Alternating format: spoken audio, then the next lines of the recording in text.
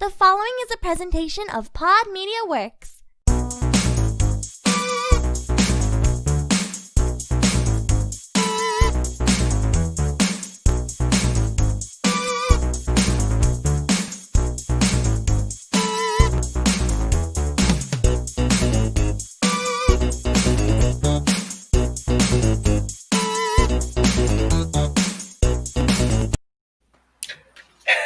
Hello, everybody. We're back again. That's 2 in 1 week for the Totally Rad Movie Podcast, where Larry and I take a movie that we remember from our childhoods, we rewatch it, and we decide whether it is totally rad or totally bogus. But this week, we have the most people on this podcast that we've ever had. We've got 2 repeat guests and 1 newbie here. We got the whole STS guys plus Clint, but Clint, what aren't you on? So it's I just kind of show up. Yeah. I'm a random cameo everywhere. Yeah. That's a busy man. He's the Stan Lee of podcasts. There It you is, go. yeah. He just shows up on occasionally just shows up in different things. So I'm gonna start calling myself that since somebody else already said it. There you go. You heard it here first. Yeah. Put it in your Instagram bio. There we go. That's awesome. So this What are we week, talking? this week is actually very special because it's was it the 30-year anniversary of a movie that I would say is near and dear to all of our hearts, but particularly one person on the stream who has an entire case behind him that I can see. We're talking Ninja Turtles, the 1990 movie. You know what? No, I'm not gonna say anything with this movie because we all know this movie. This is probably one of the ones that Larry has watched of all the movies that we do on the show. Fact. That is true. Fact. So because I always put you on the spot, Larry, we always do this at the beginning. I want you to tell me the story of Teenage Mutant Ninja Turtles, the movie. Break it down. I mean, this one's hard because it's just the Ninja Turtles, man.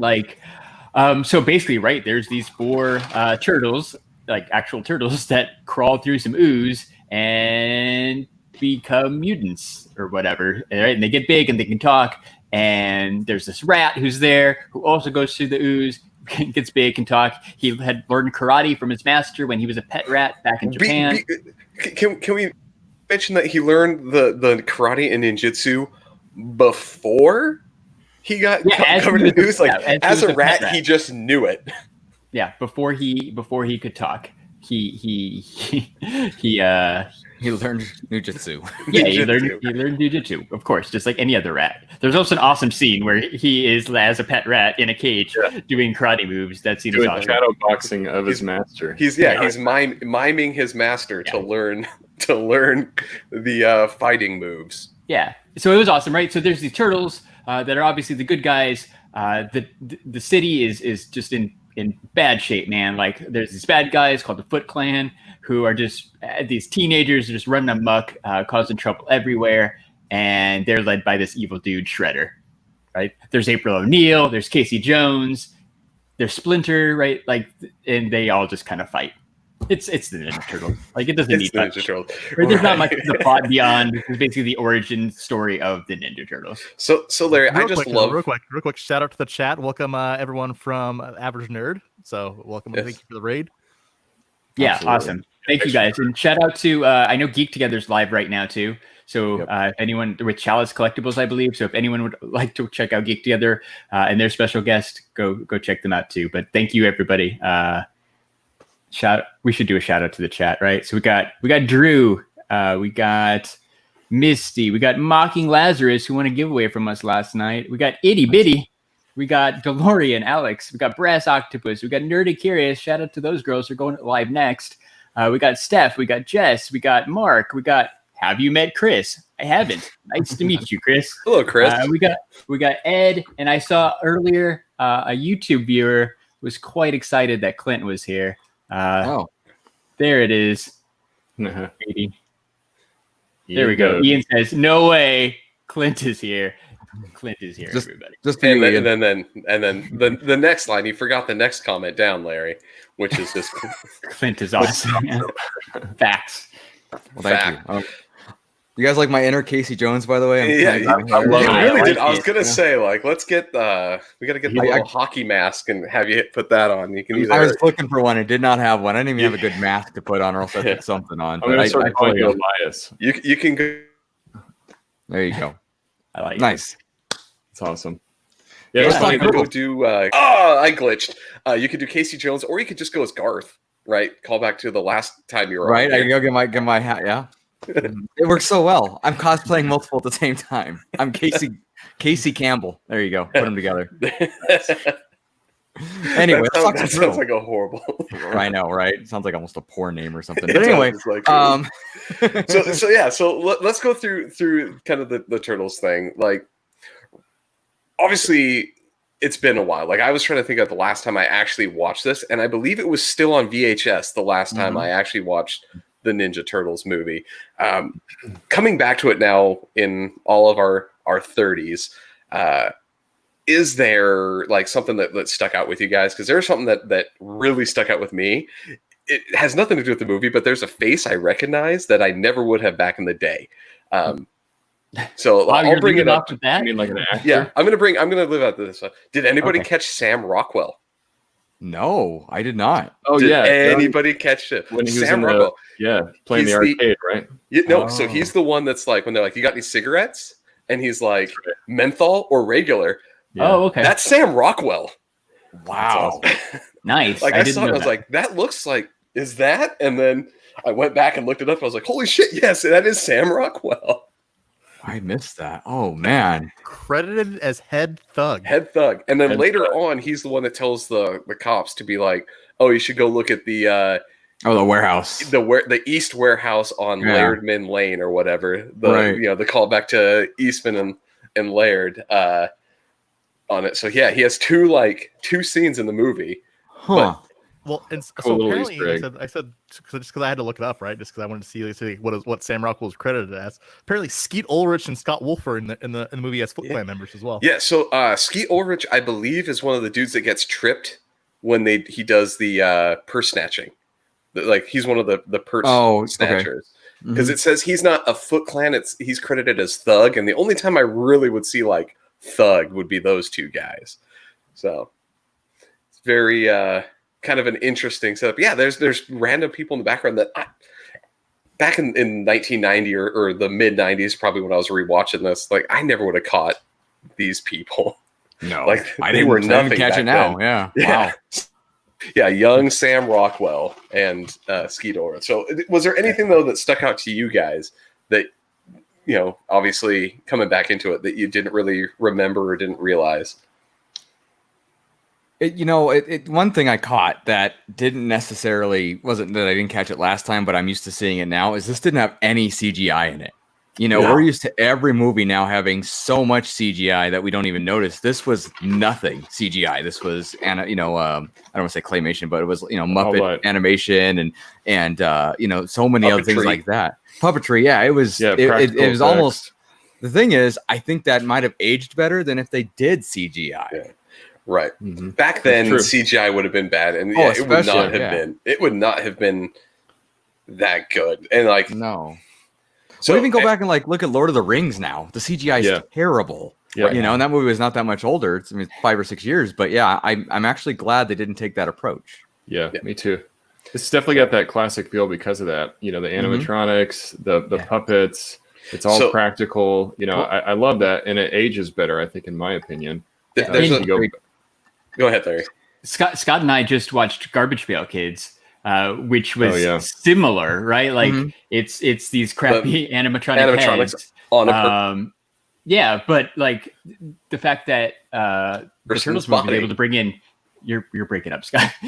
The fact that the Turtles movie was brought in Jim Henson and was able to make these really awesome suits and really awesome heads where the mouths actually work and stuff, compared to some of the other horrible movies we watched, like Garbage Pail Kids, like Theodore Rex, where they tried to do some of these things and it just didn't work and it really hurt the movie. That's the one thing that Turtles did absolutely right and really holds up. And I like the fact that even just the costume design, it kind of looked like the cartoon. It looked like the toys. It followed really true to especially as kids, how we saw the Ninja Turtles. If they messed that up, this movie totally would have tanked. So Right. I'm gonna drop my random movie knowledge thing here onto you too. One of the reasons why the animatronics look as well, the suits animatronics were actually filmed at a different frame rate than what it's actually played back at. And a lot of the fight scenes were filmed at different frame rates so that when played back regular, the slow movements were not noticeable because those animatronics could not move as fast enough. Yeah. Smart. That's a really smart way to do it. Though. So using that was a kind of an additional practical effect to help make those practical effects look better when played back. So they were at like 22 and 23 frames per second instead of 24. So it's just enough to trick your eye into not noticing that their motion is weird. Yeah. Well, and just the fact that, like I said, that you had some world class like puppeteers, right? Like so, like just the fact that Kevin Clash, so basically Elmo was basically the guy who played basically the puppeteer Splinter. So Elmo and Splinter are the same person. And Jeremy, you said that the second one is probably your favorite of the movies. Do you know that the guy who plays Donatello is Eddie Reyes Jr., who ends up being in the second one? Yeah. So he's the pizza guy. He's the pizza guy. Yeah. He's the pizza guy in the second one, but he was the fighting, the person in the costume for Donatello, which was then voiced by Corey Feldman. Real? Oh, okay. I heard that, but yeah, I didn't know that either. Well, I think one thing that's also really impressive is that it is a transition between animatronics, puppets, and people actually in suits. And a lot of the times throughout the movie, you can't really tell between those transitions, like when they're using each one, because it blends really well together.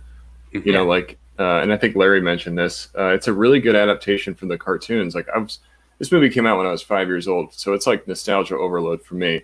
I was already huge into the cartoon as a kid. I was watching it a lot. And then to see them come to like a live action movie, it was just mind blowing. Like it was just, you get so invested into it because you already know the characters, you already know the story, and it's just kind of cool to see that come to life. So even watching it now as an adult, I still get that nostalgia overload.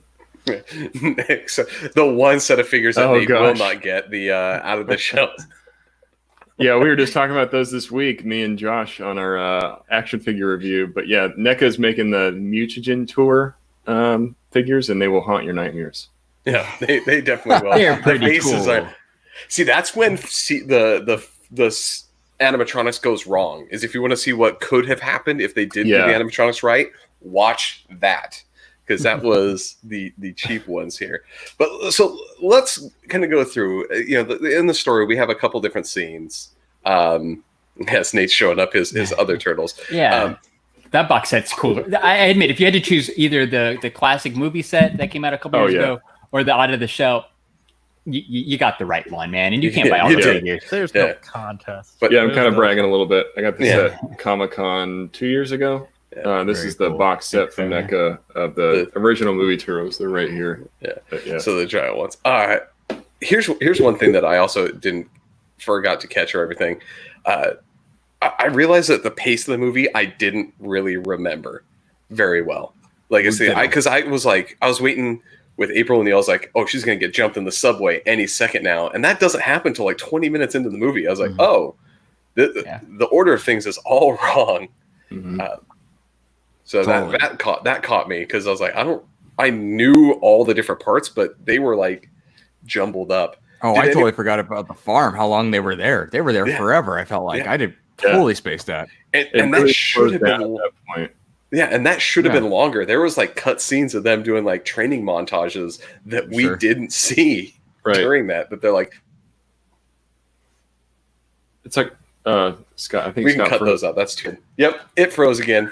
I think it's one of those things where they kind of get beat, they run away. Raph has to recover, and then they like find their inner spirit again. They talk to Splinter, But I don't remember it taking that long, kind of like Clint said. But it is a big chunk in the movie, and it really slows down the movie, and then it kind of goes back to normal speed again. Yeah, it's a weird transition. It's that, and then like I said, I think the one thing that I like though, like I said, that I I watched it like more intently this time, right? Now just watching it Right. as an adult and watching it again. I said I watched it more intently, and just kind of like the throwbacks to like all the individual like comic influences, right? So like honestly, like like Raph, like said it in the overcoat with the hat, throwback to Ben Grimm in the Thing. Like said, and they said you see the Daredevil influences, you see all the different like comic style influences in essence. And even just for the Ninja Turtles comics, they hit like 5 different arcs of the Ninja Turtles comics in this movie. Like the farmhouse was a whole arc for the comics, the introduction to Casey Jones. Like these were all different comic arcs that they kind of meshed together into this movie, threw in some of the cartoon that everyone knew at the time, and boom, you got the movie. Well, and just the fact that so this movie came out in 1990, right?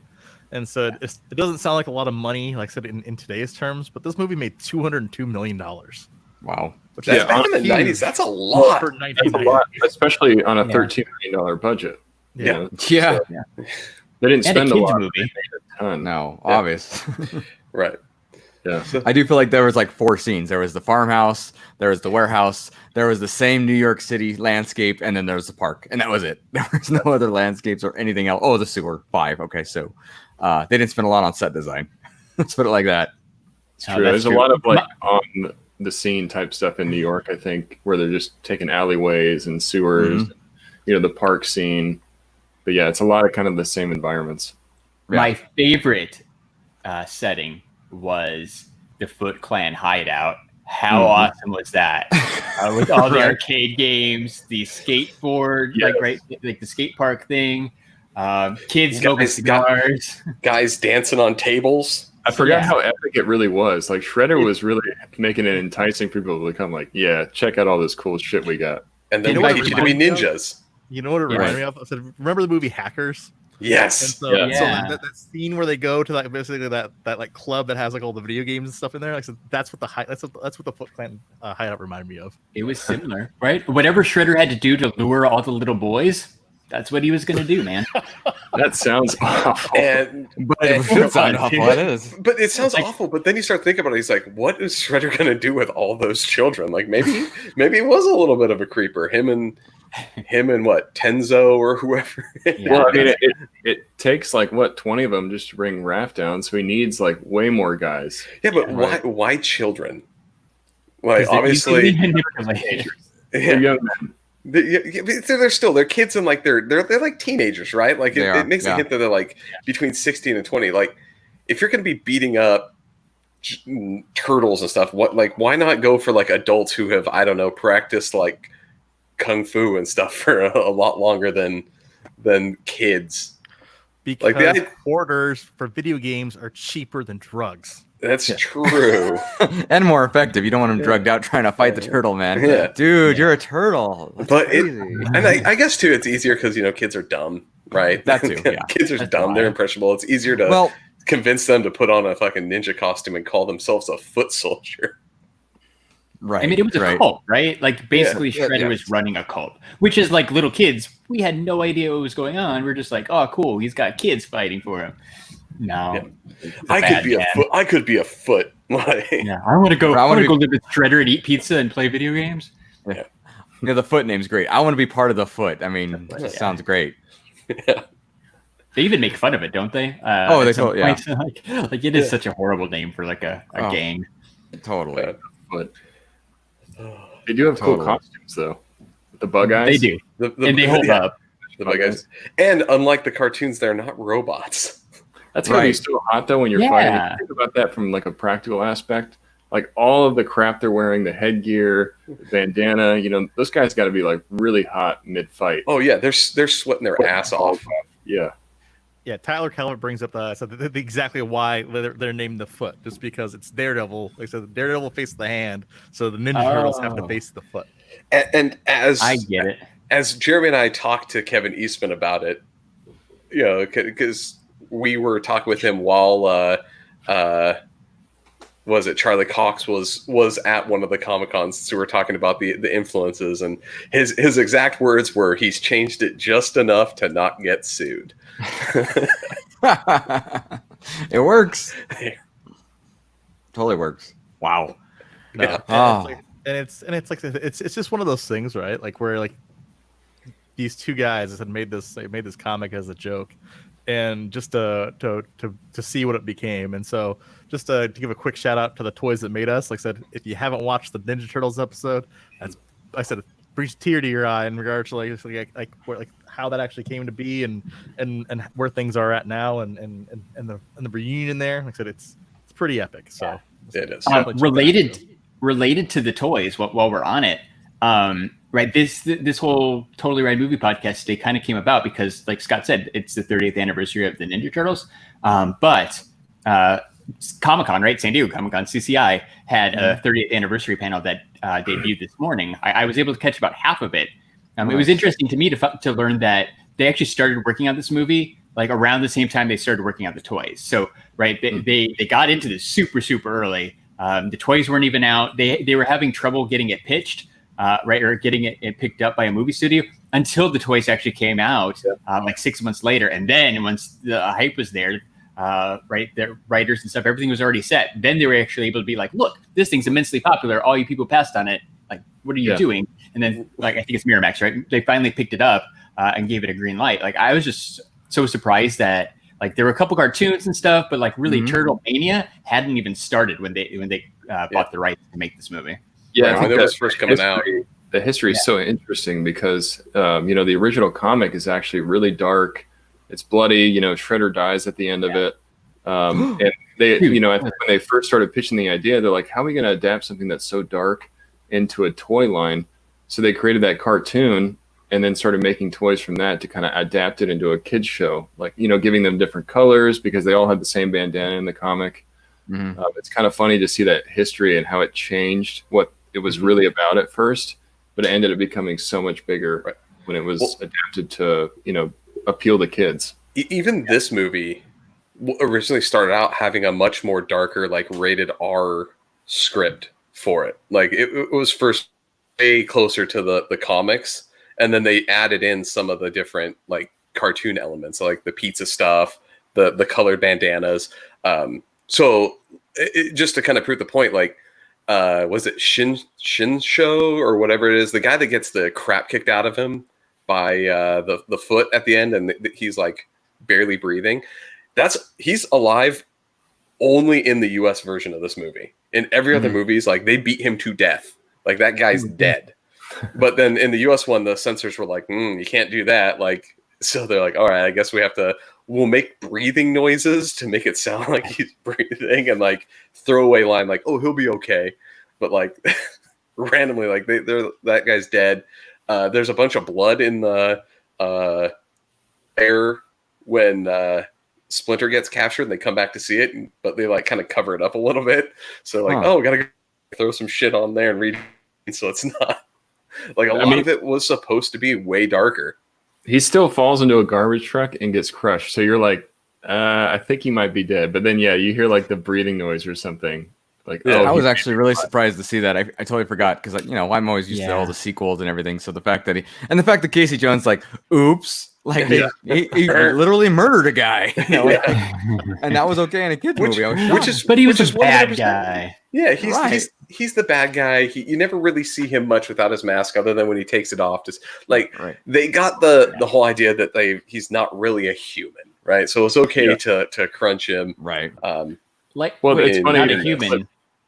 You mean like Darth Vader? Yeah.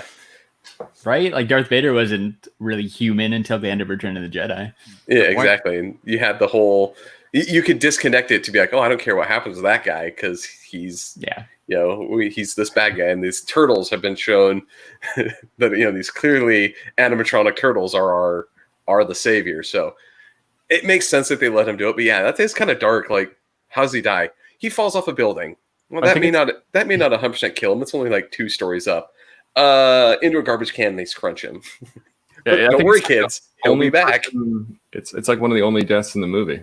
Or I think it's the only death in the movie. Yeah, in the US version. Yeah. Right. And to Clint's earlier point, like he kills a dude. There's a lot of people around him. Like there's a lot of people that see this happen. Right. And everybody's just like, oh, okay, he's dead. Cool. I have a serious question though. So I'm gonna start with Clint. and then the next one I want everyone to answer. Said, what is your favorite turtle or character from these movies? Great question. So, in the cartoon and in life, I guess my favorite has always been Raphael. I had to admit, I forgot he had that thick New York accent, which completely threw me off throughout the movie. Considering none of the rest of them did. And in the movie, he's kind of an asshole. He's a self-centered. Yeah, he thinks he has to do it all alone. I think that's why they give him that New York accent, because he's kind of like just a. I forgot how much of a prick they make him in the movie, though. They totally do, and it's like I can't necessarily say him. I guess maybe Donatello, just because he wasn't as nerdy as he is in the cartoon and the comic books. He was more just he was just there. He's smart, but he wasn't like pain in the ass smart, know-it-all kind of thing. Right. So I think I'd go that answer with a few close seconds. Nate, my favorite has always been Leonardo. I tend to go after like the leaders, and Leonardo is always the guy that like brings the team back together. It shows it in the movie, and it talks about this a lot in the comics, in the cartoons from time to time. The turtles get split up. Splinter's like, hey, it's your job to keep you together. You guys are stronger together. I think Leonardo has just always been my turtle. Even though I love all of them, it always goes back to Leonardo. All right, Scott. So I'm going to throw it off. It's not one of the turtles necessarily that's my favorite in this one. No, I love Casey Jones in this one. I love Casey Jones in the movie. Like, just in general, the psychopath that beats the crap out of people. Like, his quote when he beats that dude with the golf club, he's like, I really need to rethink my thoughts on golf. Like, this whole, like, the quips that he makes, the oops, at the end, like, they made him such a great character. He's very unlikable in a lot of, like, the comics and stuff, but in this one, they made him, like, a likable, like, believable type of character. Just a dude that goes out with a Jose Canseco baseball bat and beats the crap out of bad guys. Can I just say how funny it is that this guy that is this basically crazy dude versus this ninja trained turtle, and he took him on and won? Yeah. It's him and Raphael, and I'm like, really? Okay. He can beat 20 foot soldiers, but he can't beat Casey Jones. All right. He's got a bag full of, a cricket bat and a couple of baseball bats. And that just automatically makes you able to take on ninjas. He went to the Big Five, loaded up on supplies, and now that's right. He's a superhero. Whatever. Anyway, what about you, Larry? Favorite character? So mine's always been Leonardo. O'Neil. No, and I don't even like April in this one. Like cartoon April now, she had it going on. Movie April. I agree. So my favorite is Leonardo. I don't know if it's because my name starts with an L and Leonardo starts with an L, and he had the L on his belt. I feel like that might have been part of my childlike thinking, like this guy's cool. But like he was pretty cool. I liked the katana swords. I don't know. Michelangelo was really cool too because he loved pizza, but Leonardo was always my favorite. Okay. So Jeremy, answer your own question. Yes. Right, so I said majority of you guys already know this. I said I'm a Donnie guy. Like I said, true and true. I said I love my Donatello. Like I said, I have one of the original figures. Like I said, that's signed by Kevin Eastman. Unpunched, like I said, on card. Like so that's nice. Took a while to hunt that down.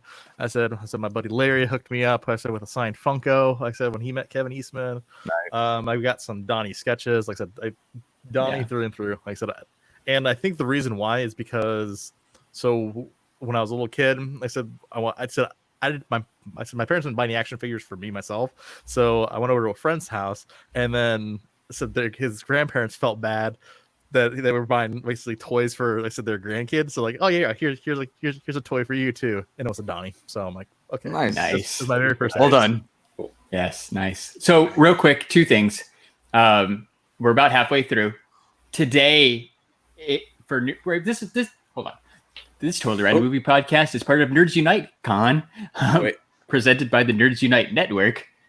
And there's a giveaway going on, right? There's a giveaway. We're giving away a Nintendo Switch. Today is our day to share the secret code word. So, Scott, I'm going to turn that ticker off, and I'm going to throw up this ticker. We'll leave that up for a little bit. But the code word for today's giveaway, today's code word is Texas. Texas. I didn't know what else to pick. So Texas if you go is to our player GG thing, enter that as code word, you should get some. I think it's a bunch of extra points. So make sure you're doing that. If you go to Nerds Unite Net on Twitter, you'll be able to find that link. Or if you go to STS Guys, or it's out there pretty much everywhere. Or hashtag Nerds Unite Con, you'll be able to find it. But that is the code word for today's giveaway. And then I also promised someone in the chat who early on suggested that we watch Dark Crystal from 1982 at some point. We will add it to the list. Yeah. That's good. Yeah, we need to do Dark Crystal. We have so many. Like people have started suggesting so many. Dark Crystal. Yeah. But on the plus side, this is fun. I'm super happy to hear the Totally Rad music at the beginning. Like this is fun. It's a great premise, guys. I gotta admit, I love listening to it. So I do have to bring up another little kitsch thing from the Turtles though, because there's another movie that we have to watch. I rewatched it recently. Did you all catch what movie Raph watches when he goes to the movies and he's like, "Oh, can you believe this shit?" Was it Critters? It is 1986's Critters. I remember noticing that. Yes, that was cool to see that. So another movie that we need to add to the list, kind of at the same point, because we've talked about it so many damn times. On the show because it was like it terrified me as a child.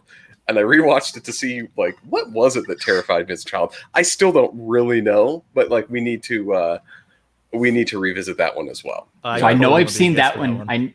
I know I've seen that one too, but I don't. It's been so long. I don't really remember it. Cool. All right. So since we have so many of us, I think we've talked about the movie quite a bit here.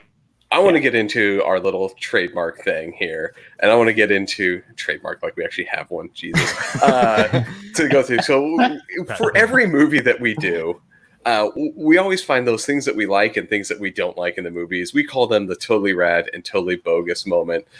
I want to start with the totally rad moment for this one. Like totally rad. So let's see who to go through. You know what, Nate? This is your first time on here. Let's start with you. What is your totally rad moment for this movie? I gotta say, it's a small part of the movie, but it's one that when you hear it, it just brings you right back. The pizza dude's got 30 seconds. Yeah. They're waiting around for the pizza. Donnie's eating his popsicle. Beautiful night. Yeah, beautiful night. They're looking out through the sewer and they're checking their watch and like pizza dude's got 30 seconds. I wish this still existed because I would order pizza more probably just to see if I can get it for free. Yeah, 30 minutes or less. Yeah, that's perfect. It's such a cool moment because you can see the pizza guys looking around. It's 33 and a half. You can't find it. Was it a half or was it an eighth? It's an eighth. You're right. 33 and an eighth. And he's like, what the hell is 33 and an eighth? Yeah, right. The address. Yeah, thanks, Clint. 33. Sorry. No, it's cool. I'd rather say it right. But yeah, it's just a cool scene. It kind of shows you the personality of the Turtles a little bit. And it's such a recognizable classic scene. Pizza's always been such a big part of the Turtles. And every chance they get, they're thrown into the movie about how they love pizza and how they want to eat pizza. And definitely my favorite scene. Like Donnie's literal words to April is, and she's like, "When am I going to see you again?" And they're like, "When?" And they're like, "Well, it depends on how quick you restock your pizza." Yeah. So I want to say two things about that scenario. First of all, I love that they have a payphone in the sewer that they use to order the pizza. That cracks me up. I didn't even think about that. That's somehow wired correctly. Right, that's wired and everything, and it works just fine, and nobody's thought to trace it or anything. But there's, first of all, kids today would have no idea what that is. But secondly, the fact that it's in the sewer. The other part is Pizza Hut was really into them Turtles. I remember they marketed the hell out of them. But it was Domino's that was delivered. I wonder how that went over. I remembered Pizza Hut too, and I was surprised to see the Domino's pizza. Pizza Hut had they did the movie and it was Domino's tie-in. Then Pizza Hut, I don't know if they bought out the Domino's thing later and was like, all right, well, we're just going to do all the turtle stuff. Because I distinctly remember Pizza Hut having where you would get copies for like $3.50 of a couple of episodes of the cartoon. Right. On VHS. On VHS, when you would order pizza, you would that was like their giveaway or whatever, like $3.50 more. Because my parents bought a couple of those for me. Yeah. So I had a Teenage Mutant Ninja Turtles movie poster that I swear I got from Pizza Hut. I believe it. I mean, could be wrong. No, I think you're right because they were all in. Like I'm not even like exaggerating. Like so that was their thing. That was going to sell it.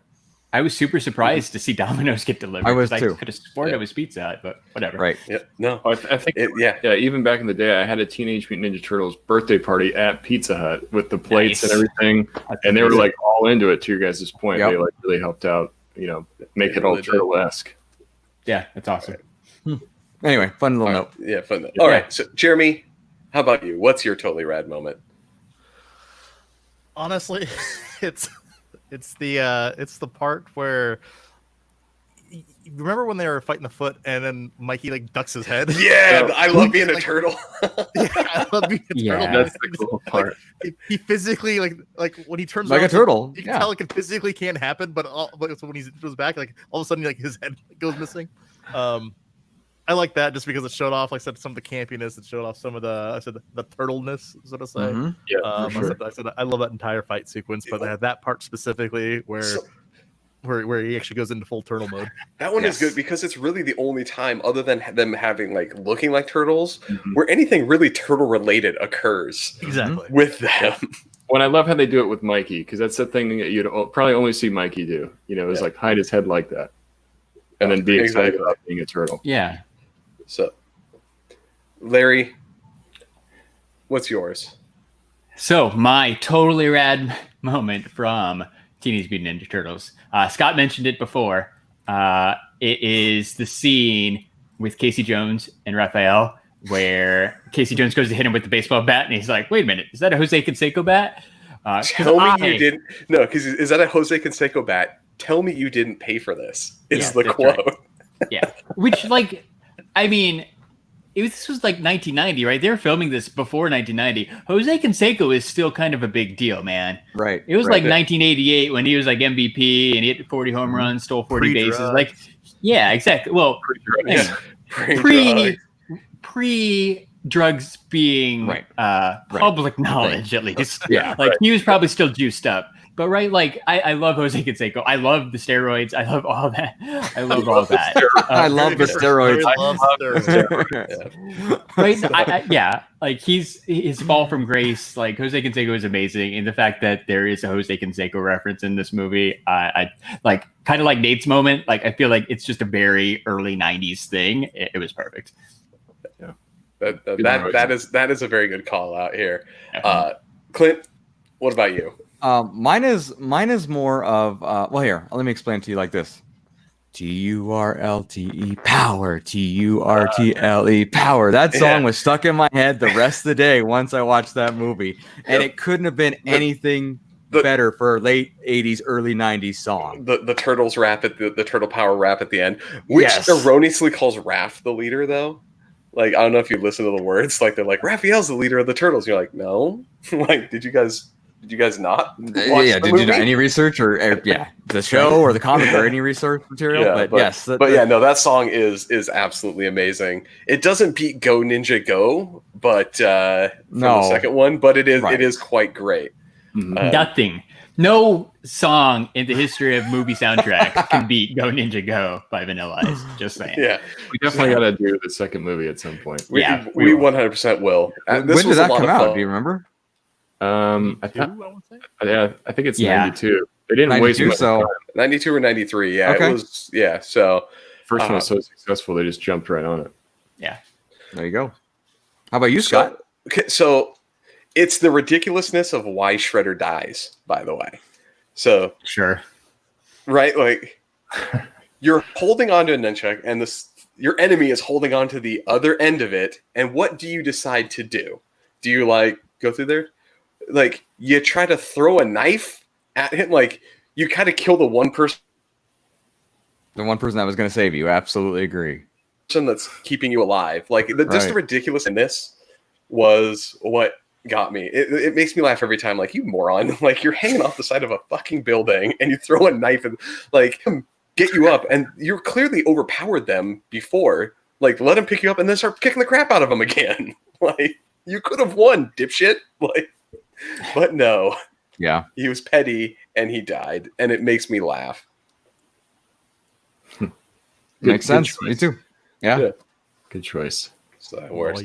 But everybody goes through moments, their favorites. I believe Yes, yes, that's everybody. everyone has. Right? But yeah, now we get to go to the part where we get to rip the movie to shreds just a little bit. Jeremy wants to go first with his totally bogus moment. Ugh, totally bogus. So Jeremy, what is your totally bogus moment? Probably the April O'Neil paint me like one of your French girls turtle drawing moment. Oh yeah, awesome. that was cheesy, You just, I gotta think of a new one because you took mine where she's like, sexy. Leonardo sits there all the time and waits for Raph to. Yeah. Well, even just the whole inner monologue thing was weird. Forget about the creepy drawings; like it's just bad. So I'm gonna tag on with Jeremy's because ours are so related with my totally bogus moment is the farmhouse. It's a whole different goddamn movie for like 30 minutes of the whole runtime. Like it is a while. It is weird. It derails everything. Yeah. And it switches to having narration, which didn't happen at any pot. Like exposition was always done via like TVs or other things, and then all of a sudden she's like narrating. Like, where did this come from? And the narration part only lasted a little bit, and she didn't even really finish it. It was just weird and kind of awkward. Like you said, it feels different from the rest of the whole movie. I don't. It's the kind of the cliche, like, oh no, somebody got hurt. We got to get out of town to recuperate kind of scene. Like it was pretty lame. Yeah. Well, I just love that they're in New York City and they drive somewhere, I'm guessing upstate New York, and there's just this abandoned farmhouse hanging out. April grew up in it, but nobody else has been there for years. It's fine. No. Electricity works. Everything's great. Yeah. Everything fix Water's that truck. on, right? Yeah, exactly. They gotta fix. The only thing that's a repair is the truck. Why that's do for they fun. have to repair? Why do they repair the truck? Especially when they have that cool turtle van. Yeah, they didn't use. Yeah, that wasn't the turtle van. Didn't get I forgot utilized about at that. all. It should have had something like that. Yeah, right. Yeah. So that's mine and Jeremy's. Let's go, Clint. What is yours? So this movie as an adult, if I didn't know the Ninja Turtles, would be rough. But the thing that sticks out to me is the most bogus part is the gay joke Casey Jones makes. Claustrophobic. I've never even looked at a guy that way, and I'm like, whoa, why was that in here? Yeah, there was no reason for that. No. Yeah, and first off, claustrophobic. Right. Most people who are homophobic know what the word homophobic is. Well, not only that, he's claustrophobic. He's gonna go sleep in the truck. Yeah. Yeah, but he cracks the window a little bit. He cracks the window a little bit. It was okay. But I'm like, whoa, this was, given 90s or whatever they are, but I'm like, this is completely unnecessary for this movie. There's very little love interest. And even if there was, nobody brought up anything that made you say you had to make a gay joke. They just dropped one in there out of nowhere. For the hell of it. I'm like, wow. Like you said, man, different times, unfortunately. But I'm just, it didn't add anything to the story. It wasn't even that funny. Kids don't get it. Kids would never get it. The adults would, and it makes him just. It doesn't even make sense. Definitely seemed really unnecessary to place it in there. It's just like especially when he's in a room with a bunch of little boys. I mean, Anyway, so perfect. All right, Nate. Let's go with you. Even though it's a cool scene in the movie, I thought it was, I remember as a kid, I thought it was really bogus. And Clint kind of brought this up earlier, but it's when Casey Jones beats Raph, Like, I feel like Raph should have won that fight because he's definitely he seems like the more trained of the two. And I don't know. It was a cool fight and all, but I remember watching that in the theater and just getting kind of pissed off. Like, okay, that's it? Like, you don't even get to see Raph get his revenge? But I think it's because, he kind of disappears right after he hits Raph, and Raph gets his shell stuck in the garbage can, right? Like after flipping. He hit him so hard. After flipping. Yeah. But it's one of those things where what they were going for, I think, was that they saw that Raph was never really taking him that seriously.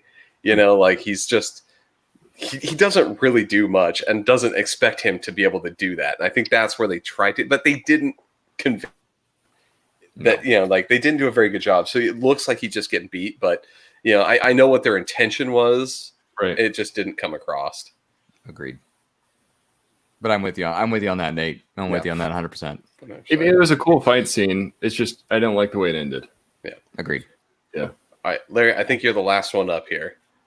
So, my totally bogus moment for Teenage Mutant Ninja Turtles. We kind of talked about it a little bit before, but it's when Splinter was still a pet rat and he's doing the karate moves in the cage. Like that whole thing was ridiculous. Why did they even have to show it? It kind of even the gold. With the rat no ninjutsu. Like they didn't have to show it. Like they could have just had him talking. They didn't need to put the little like animatronic rat and have him do karate moves. Like that was unnecessary. To be fair, like imagine having to be the guy that they came to. I was like, all right, Joe, you're a puppeteer. We got this really special project. Can you make a rat Teenage do Mutant karate? Ninja Turtles movie? Yeah, it's like, can you make a rat do karate? And he's like, maybe, I guess. And like somebody had to spend time figuring out how to make a rat puppet do karate. Well, what's funny too is then they have the ooze scene. They use real turtles, but they use a puppet rat. Yeah. Where he's really like wasn't shooting them with a fork into a weird.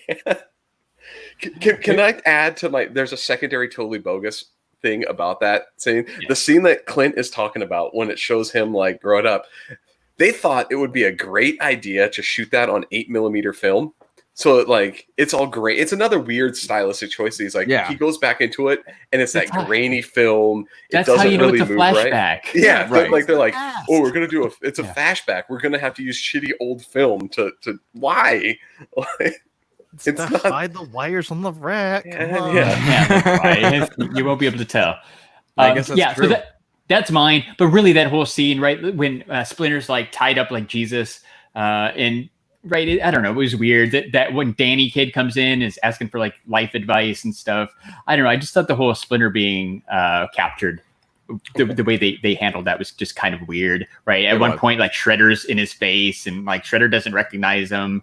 Splinter doesn't recognize Shredder. Why would I don't know? It's a giant rat, man, with his ear cut off. Like but like the last time Shredder saw him, he was a normal sized rat with his ear cut off. Like at what point would you be like, oh, you grew to be 5 feet tall? So what drives me nuts is they never explain why Shredder and the rat make it from Japan to America. They never once touch on that. And it's like, why are they here? And how do they, how did the rat get there, especially? Because his owner dies.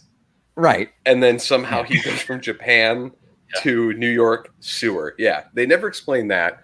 The other aspect is no one really that shocked about the giant fucking rat that they have tied to a chain link fence? Like all the guys that are in the foot like are walking by it like, nah, it's an everyday occurrence here. Yeah, the whole thing is ridiculous. Dude. Yeah. And they're fighting giant turtles, and at no point are they like, I don't think I want to fight the giant anthropomorphic turtle. Like I'm gonna go home and play Nintendo. Yeah, I'm gonna go back and go run that skate park that we got in there. Like there's a certain point where you go, that's not normal. I'm not doing that. But no one does that throughout this entire movie. No. And they do that classic creature thing where he's always like appearing wet or like damp, Oh, like yeah. They make him look like super nasty. Like who wants to get close to that thing? Right. Good point. Agreed with you completely. It's a good thing that we were all, 8 when this came out, so we could not think about these things. Again, you just keep your distance. You look dirty.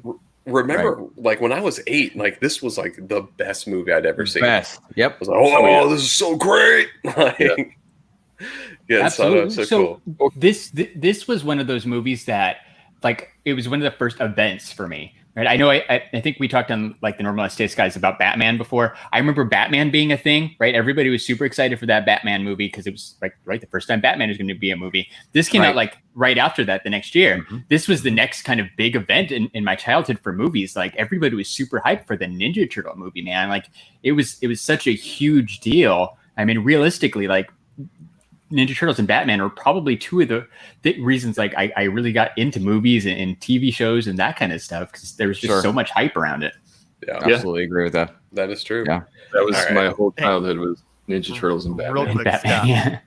Just your childhood, huh? Scott. Yeah, obviously. Jeremy. All right, I got you pulled up here. I found something else that we have to do as a podcast. So we talked about Batman. What about if I can find a box of the Ninja Turtle cereal? 100%. I'll have a bowl. I'll take a bowl. Wait, there's marshmallows, right? Oh, Got I'm in. marshmallows. That's Yeah. awesome. Yeah. Count me in. I want to do that. Yeah, we'll Do it. We'll do it for another Teenage sample. Mutant Ninja.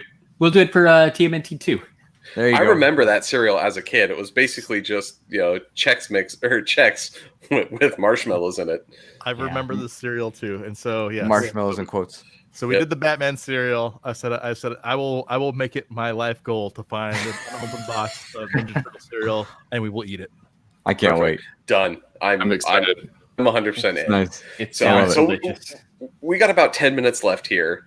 So it's time to get into the ratings. I've said this every time, and I'm going to continue to say it. We're not going to rate this movie based on actual quality of the movie, right? Like we're going to rate this one based on how well it holds up and did it entertain us today, the same as it did back when we were children.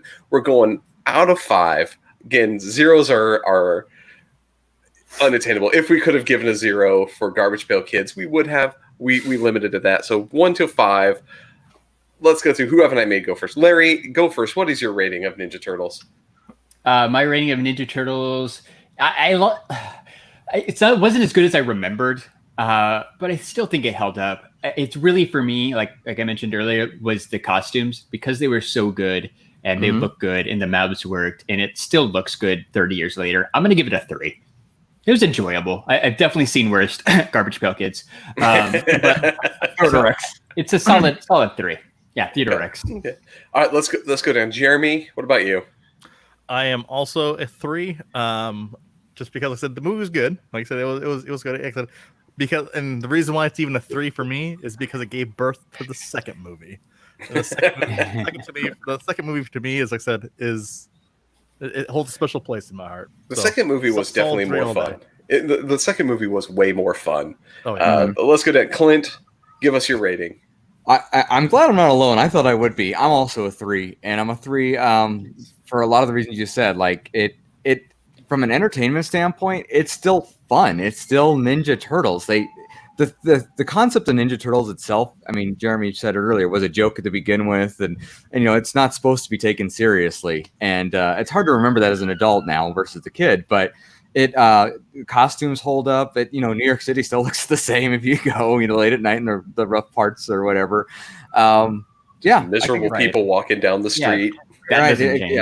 No, but I think it like I mentioned, it's held up better than I expected. So I'm almost tempted to go a little higher, but I'm gonna go 3. All right, Nate.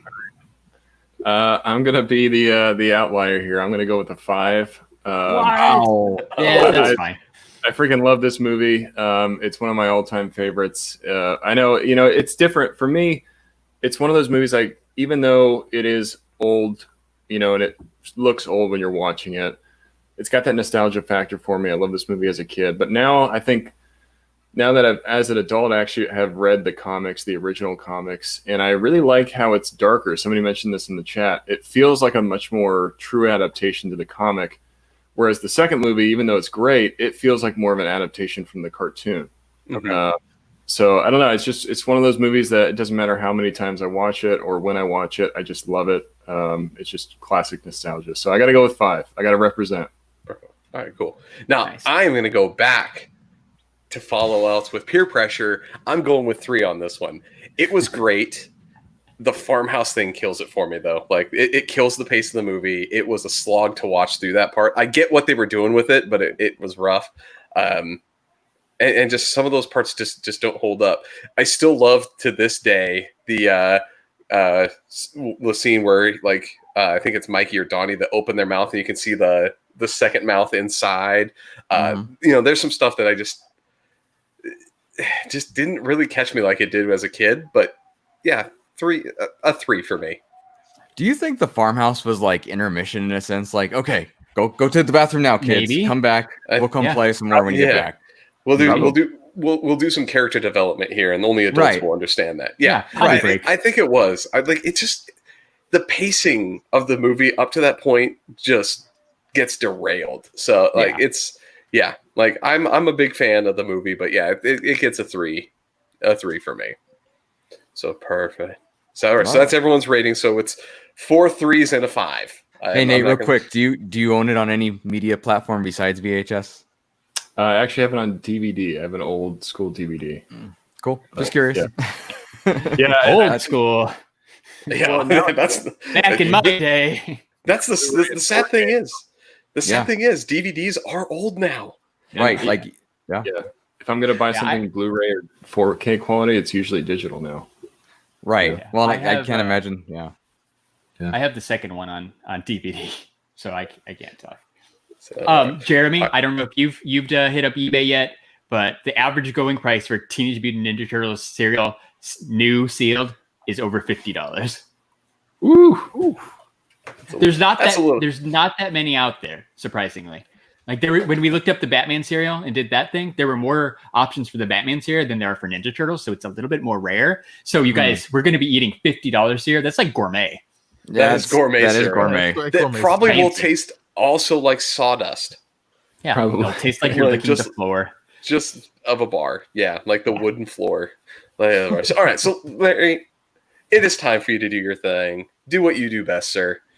Oh, yeah. So real quick, thank you to our special guest, Clint. Thank you for joining us. If this is the first episode of the Totally Rad Movie Podcast you're watching, we usually do this bi-weekly, right? So every other week.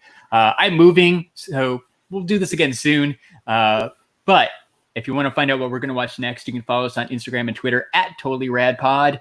And Scott, me, Jeremy, Nate are all part of the STS Guys. You can follow us on Instagram and Twitter at STS Guys. And Clint, where can people find you online? Everywhere. You know, I'm a part of every podcast, right? I'm the Stan Lee of podcasts, but I am at Collector Clint. Yeah, right. You guys act like I'm not going to. At Collector Clint on Twitter and Instagram. I'm part of the Four Dorksmen Podcast at _Dorksmen on Twitter and Instagram. Part of the Geek Together Podcast, Geek_Together on Twitter, Geek Together Pod on Instagram, and on same thing for Twitch. We're all over there as well. And I think that's everywhere that you really can find me. But really, you can just yell my name and I'll show up. I'm like Beetlejuice, say it 3 times and poof. Yep. So, awesome. But thank you for being here. We appreciate it. I love it. I love that you guys do this. I think this is such a cool. I mean, I love the STS Guys podcast as well, but I love this. You guys take these movies that people haven't thought of in 30 years and come up with something like this. So please keep doing discuss them. So yeah, no, we're definitely going. Larry and I will have to have a discussion because I don't think we know what's next. But don't. Stay tuned because we will have more episodes of this coming out here. Yeah, but it's probably going to be like 3 weeks because next week I'll be in Arizona. The following week I'll be getting set up in Texas. So it's probably like that third week in August, maybe. But we'll let you know. Enjoy the twofer that we got this week, and we'll be back very soon on a regular. So we have to stall for like 3 minutes. That way Nerdy Curious can go live. So let's just stall for a minute. We got some stalling to do here. So that works. So we'll be back. The next one be Critters? Can the next one be Critters? We talked about Critters enough. Yeah, it would be good. Done. All right. We've had it. And this is a sign that we need Critters, right? That was in the movie. We always try to have a connection from the last movie to the one that we do, whether it's an actor or anything like that. So, which we didn't actually intend to do, but just happened to kind of occur with the last few that we've done. So let's do that. This one, Critters was mentioned in the movie. Critters will be the next movie. I am okay with that.